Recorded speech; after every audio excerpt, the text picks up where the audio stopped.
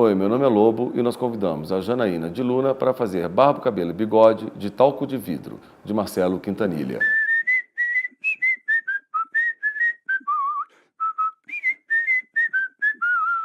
Quando eu li Talco de Vidro, assim, eu li de uma vez só, eu sentei e não conseguia parar de ler.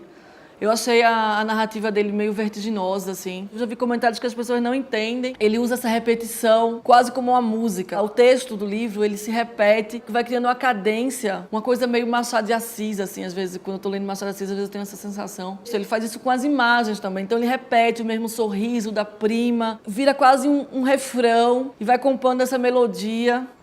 O assunto eu acho muito interessante, assim, porque ele fala de inveja. E ele fala de inveja sem ser aquela coisa maniqueísta, nem, sei lá, católica, de pecado.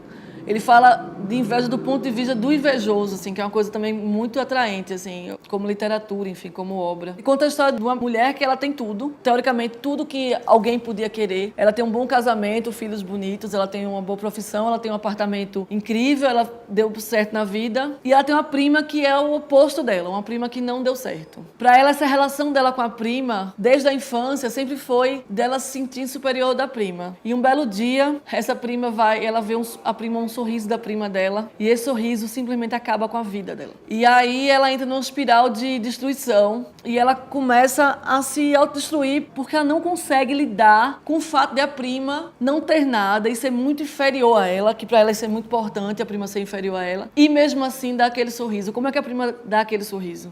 O traço da Quintanilha é muito desconcertante muitas vezes. Ele usa muito retícula e um traço meio nervoso. E ele usa muitos quadros pequenininhos e começa às vezes a ficar muito sufocante. As pessoas acham que ele foi muito cruel no final do livro, porque ele não tem pena da personagem. E é muito difícil quando você está criando, a gente não tem pena da personagem. Você acaba se apegando a algumas coisas. Você às vezes não quer fazer a pessoa sofrer muito. E o Quintanilha é muito sádico nesse livro, porque ele faz realmente a personagem principal sofrer. E quando você acha que ela vai ter algum tipo de redenção, ela sofre mais, aí você fala, você vai se fuder se você fizer isso, ela faz, e aí você fica antevendo todas as merdas que essa mulher vai fazer, e ela faz, e aí você começa a ficar angustiada, e você começa a ter a angústia que ela tem. Não sei se eu sou doida igual ela, então aconteceu isso comigo, mas enfim, assim, é igual você ver um desastre de trem, assim, você vai vendo o que vai acontecer, e você tem vontade de dizer, moça, pare.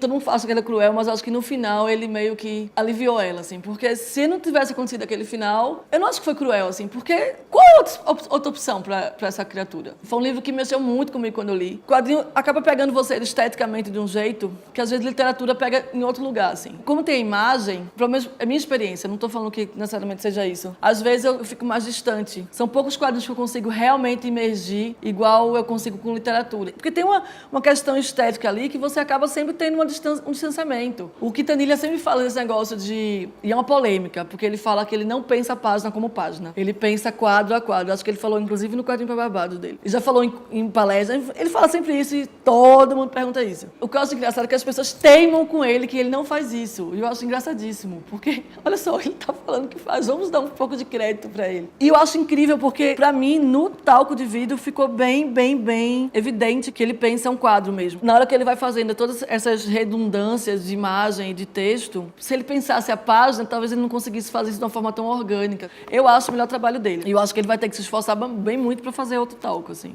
Sou apaixonada. Obrigada pela preferência e volte sempre.